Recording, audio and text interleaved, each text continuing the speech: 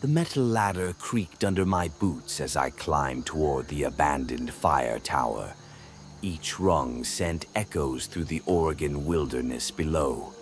It was August 2022, and I'd hiked 5 brutal hours through unmarked terrain in Deschutes National Forest to reach this place.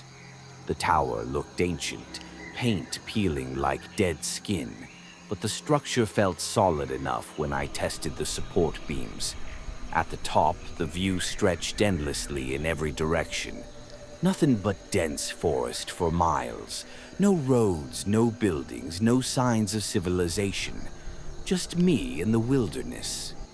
Inside the watchtower, a single room, maybe 150 square feet, held a rotting bed and desk. Windows wrapped around the entire structure, giving me a 360 view of the canopy below. I set up my sleeping bag and heated dinner on my camp stove as sunset painted the sky crimson. The darkness that followed was absolute. No moon, no stars, just thick clouds blocking any natural light. I sat on the observation deck, listening to the wind whisper through the trees. That's when I saw it. A flickering orange glow moving between the trees below.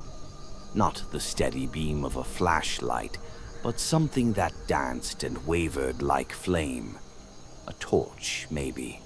Someone was down there, moving through the forest in complete darkness, except for that eerie light. The chances of another person being in this remote location were practically zero.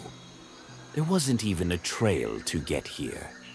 Yet someone was wandering around at midnight with what looked like fire.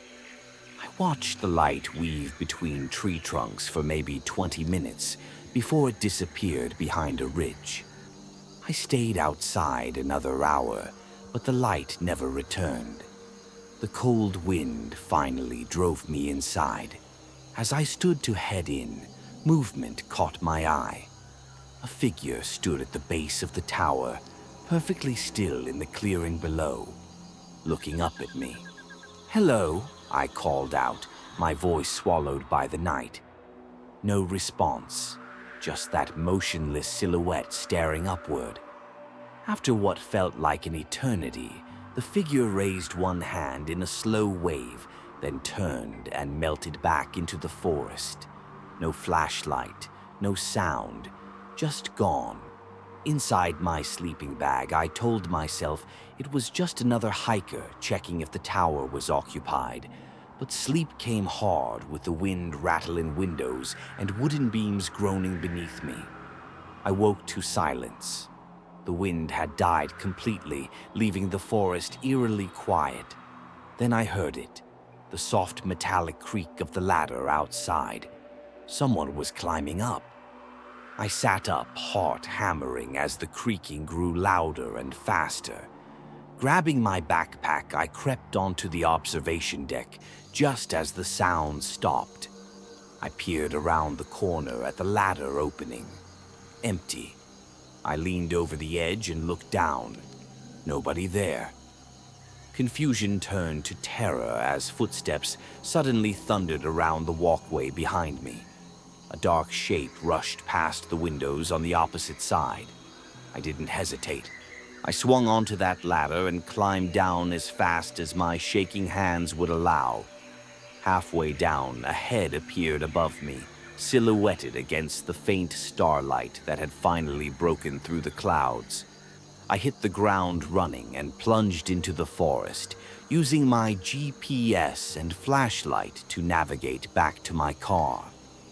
5 hours of stumbling through darkness, constantly looking over my shoulder. I never found out who was up there or what they wanted. But according to recent Forest Service data, incidents like mine are becoming more common. In 2025 alone, they recorded over 10,000 security incidents in national forests, with a 15% increase in remote area encounters. Maybe it was just another hiker. Maybe it was something else entirely. The second encounter happened at Mirror Lake in the Cascade Mountains of Washington. I'd been camping there since childhood with my father, and in all those years we never saw another soul. The lake wasn't on any official maps, just a local secret accessed by an unmarked trail. I was on my second day, taking my fourth lap around the water, when I spotted them. Footprints in the soft earth near the tree line. Bare footprints, not boot prints. Fresh ones that definitely weren't there during my previous circuits. The positioning made no sense either. They led from the forest to the water's edge, then straight back into the woods. No swimming, no logical reason to remove shoes in that rocky area. Something about those prints felt wrong. Why hadn't I seen the person who made them? Were they watching me from the trees while I walked my predictable route around the lake? As darkness fell, I built up my campfire and tried to shake the paranoia. That's when I heard footsteps approaching through the trees. Multiple sets moving slowly toward my firelight. Two figures emerged from the darkness and stopped just at the edge of the illumination. I couldn't make out their faces or ages, just basic human shapes in the flickering light. The woman had no shoes on. Neither did the man. "Can I help you?" I asked. The woman immediately turned and sprinted back into the forest, disappearing completely. The man remained motionless, not even glancing after her. When I asked again if I could help, he too turned and walked silently back into the trees. I packed my gear in minutes. No way I was staying another second in those woods. The 2-hour hike out was nerve-wracking enough, but 40 minutes in, I heard running footsteps in the distance. Someone pacing me through the forest, maybe 100 feet away. Then the sounds would come from the opposite direction, as if they were circling. The footsteps were too quiet, too soft. Barefoot runners moving through the underbrush like ghosts. Short bursts of movement, then silence. Stalking behavior that made my skin crawl. National Missing and Unidentified Person System data shows 1,600 disappearances annually in wilderness areas, with 40% occurring in remote forests. Sometimes I wonder if those two were even alive. I never went back to find out. The third incident happened during my van life travels along the West Coast. I was a 24-year-old woman living out of a converted camper, preferring remote forest camping to busy city parking lots. Safer out there alone, or so I thought. I'd pulled onto a dirt logging road deep in the Washington wilderness, finding a large circular clearing with an old stone fire ring. Perfect isolation, or so it seemed. Spring rains drummed against my metal roof as I cooked dinner and watched shows on my laptop. Around 9 p.m., a bright light reflected off my laptop screen from the rear window. Not headlights or a flashlight, but something else entirely. It vanished instantly, as if someone had switched it off. When I looked outside, only darkness and rain greeted me. I convinced myself it was another camper on a parallel trail, maybe their headlights catching my window through the trees. But the light had come from behind my van, where only dense forest existed. Hours later, as I tried to sleep, something moved outside. A branch snapping under running feet, then silence. The storm made it impossible to see anything, but I felt watched, studied. Then came the voice, a male whisper, like someone talking to a companion just outside my van. My blood turned to ice. Minutes passed before something pressed against my sliding door. The plastic siding flexed under weight. Then came the knocking. Soft at first, then more insistent. After 5 minutes of silent knocking, a voice called out, "Sheriff's Department, open up." I didn't believe it for a second. Real officers would have identified themselves immediately, not knocked silently first. Through my window, I glimpsed a dark figure with no visible law enforcement gear. As the fake officer routine continued, I made my move. I climbed into the driver's seat and started the engine. 2 sets of footsteps immediately rushed toward my van as I pulled away. A figure appeared at my side window just as I escaped onto the main trail. I never saw another vehicle on that road. No legitimate reason for anyone to be out there in that storm. The county sheriff confirmed no officers were in that area that night. Bureau of Land Management statistics show a 25% increase in remote camping incidents in 2025, with 2,500 criminal reports on public lands. Van life popularity has exploded, but so have the dangers of isolation. These 3 encounters taught me that the wilderness isn't always empty.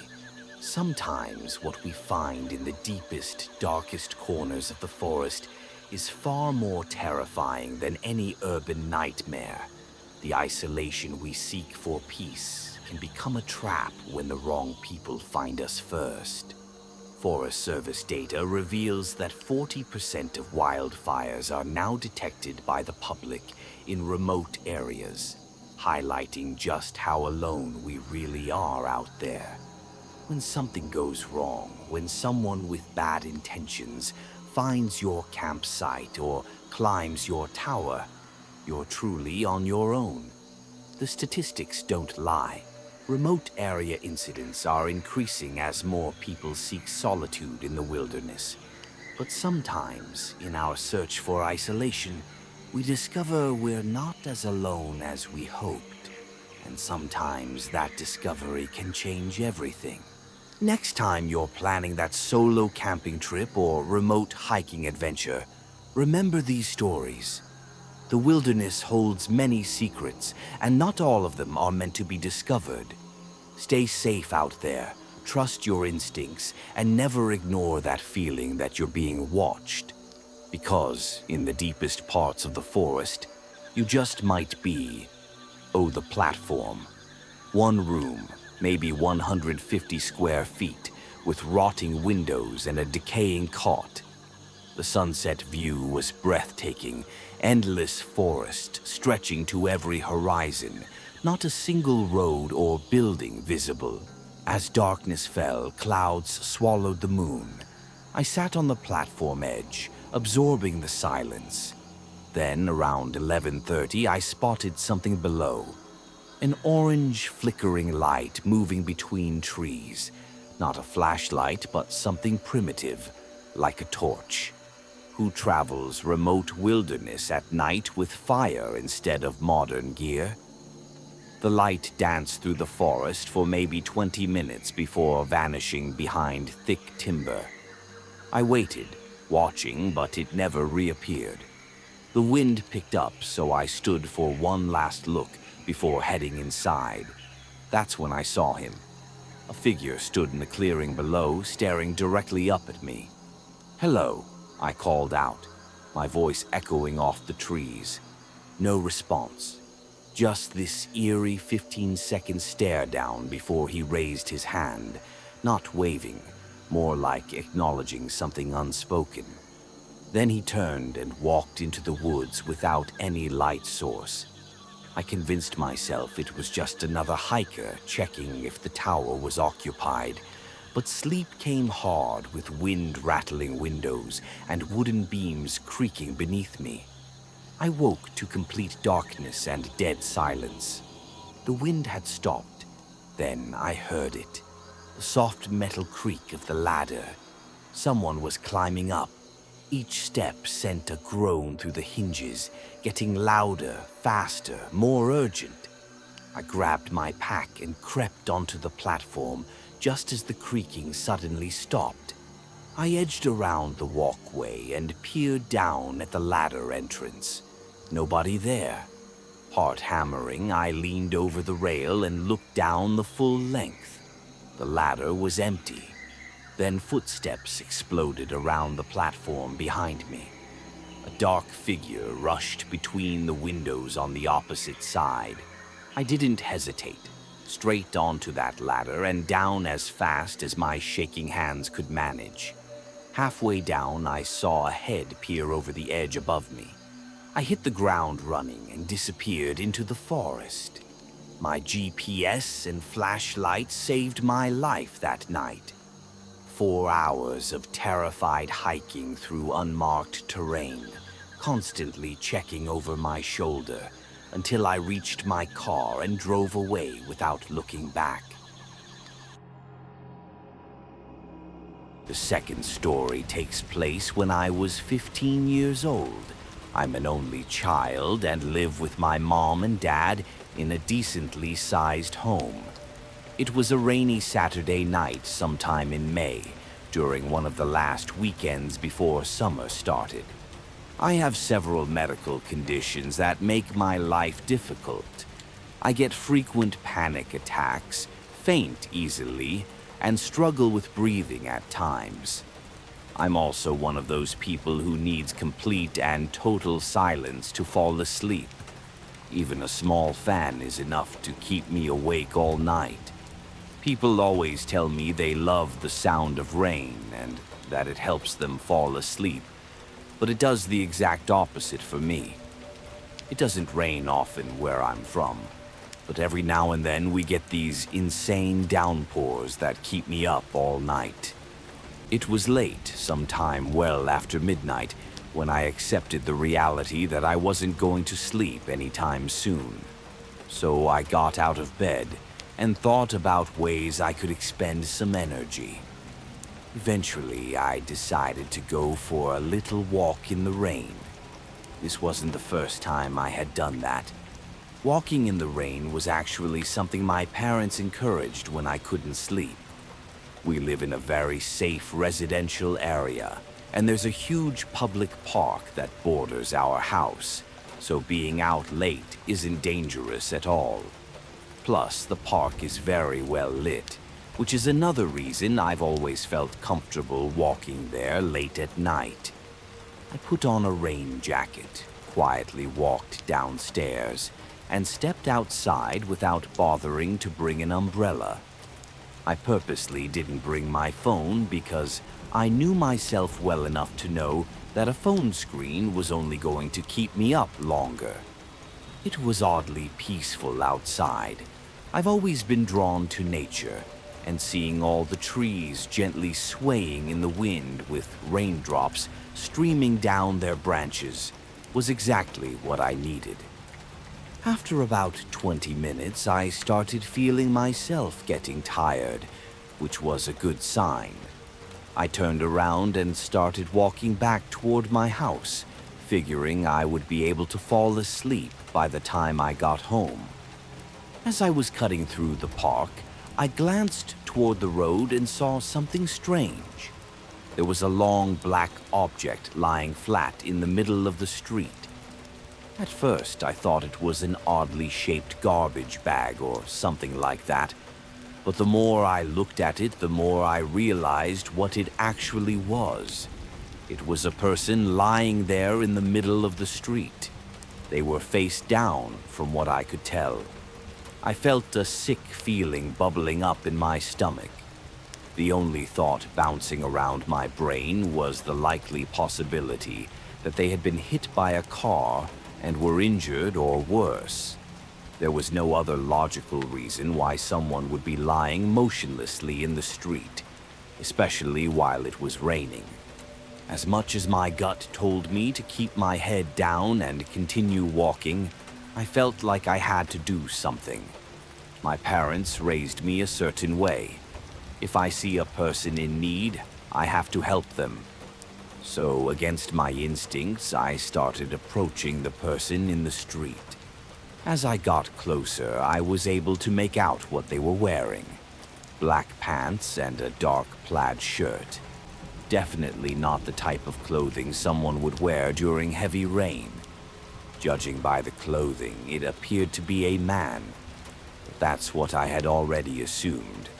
I'm not sure if it was the gravity of the situation or something else, but as I was walking toward the street, I realized for the first time that night how cold I was. The rain felt lukewarm one second and ice cold the next, if that even makes sense. As I was closing in on the road, a screech rang out from somewhere behind me. Instinct took over and I whipped my head around, adrenaline flooding my veins. It sounded like a howl, but slightly off, like a wounded animal. That's the only way I can describe it.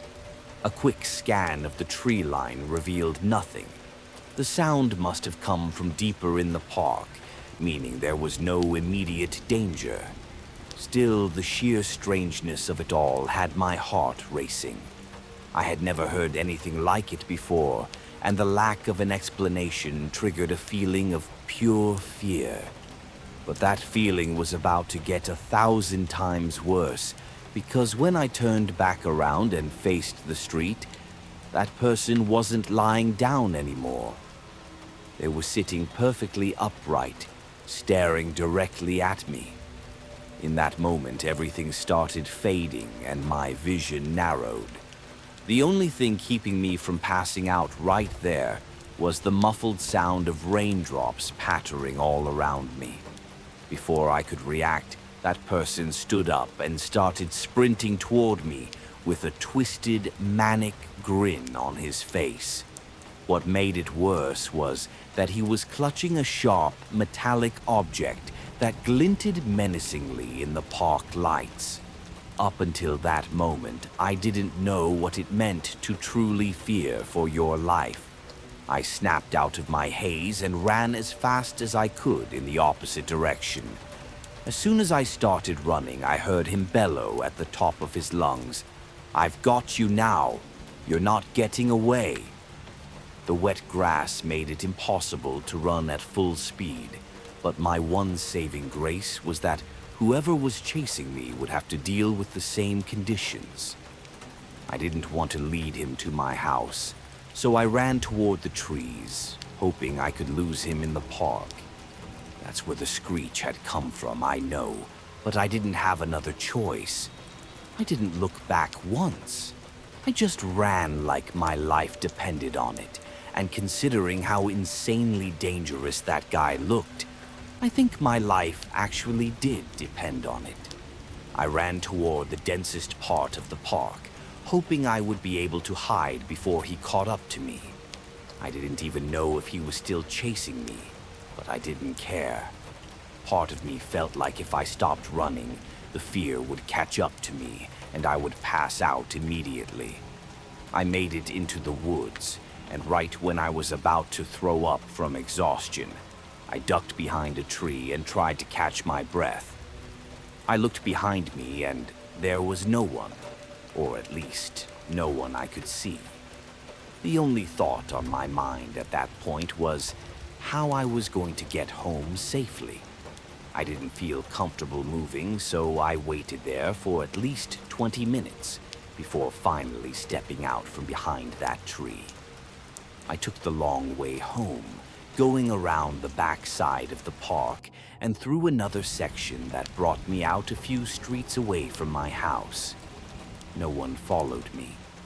I finally made it home and collapsed on my bed, completely drenched and basically traumatized. I never got an answer for anything that happened that night. That howl is honestly what confuses me the most. I have a hard time believing it was somehow related to the man who tried to attack me, but it's too coincidental to ignore. I think what happened is that guy heard the screech too, looked up, saw me, and then did whatever he did for whatever twisted reason. As for his motivation, I have no idea. There are just crazy people out there. Maybe he was on drugs or something. I know it's not a real explanation, but I can't think of a better one. The third story happened 2 years ago. I was living the van life dream, traveling the Pacific Northwest in my converted camper. I preferred remote forest camping over city stealth parking, safer, quieter, more peaceful. This particular week, I was taking back roads between Seattle and Portland, staying several days at each hidden campsite.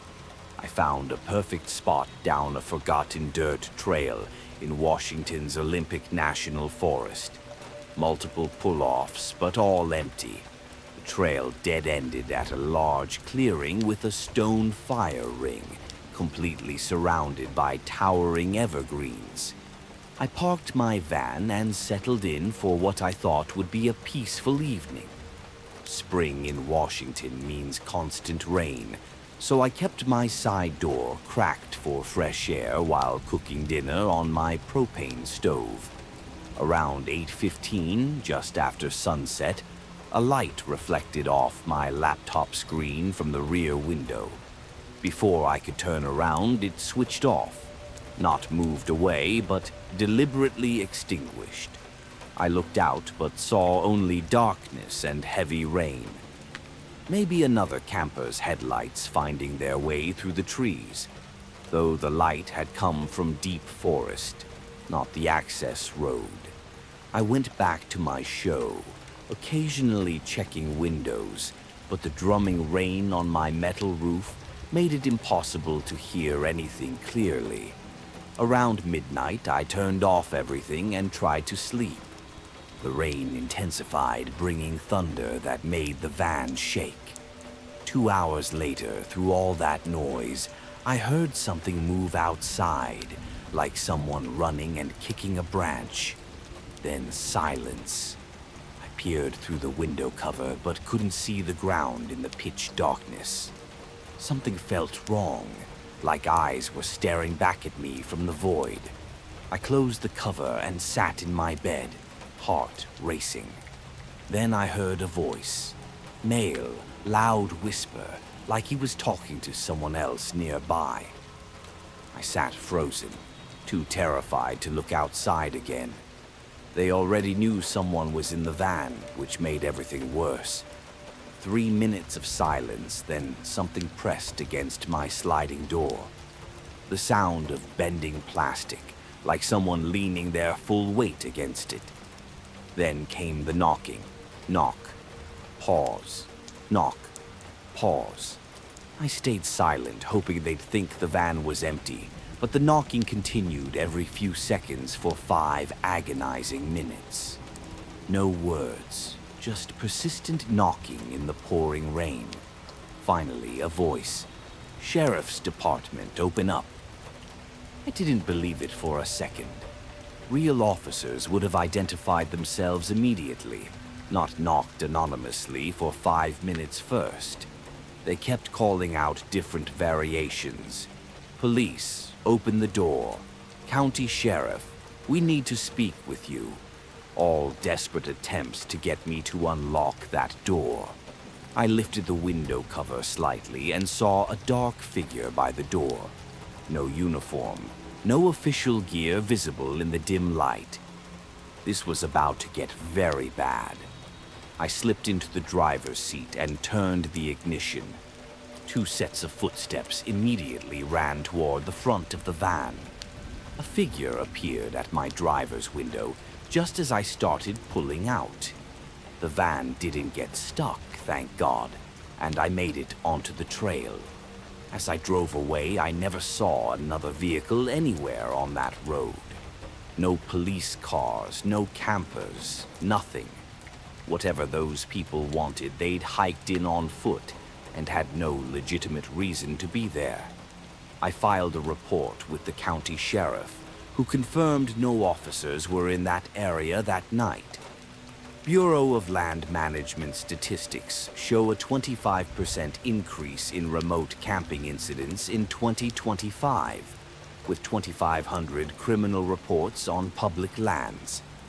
Van life popularity has exploded, but so have the dangers of isolation. These 3 encounters taught me that the wilderness isn't always empty. Sometimes what we find in the deepest, darkest corners of the forest is far more terrifying than any urban nightmare. The isolation we seek for peace can become a trap when the wrong people find us first.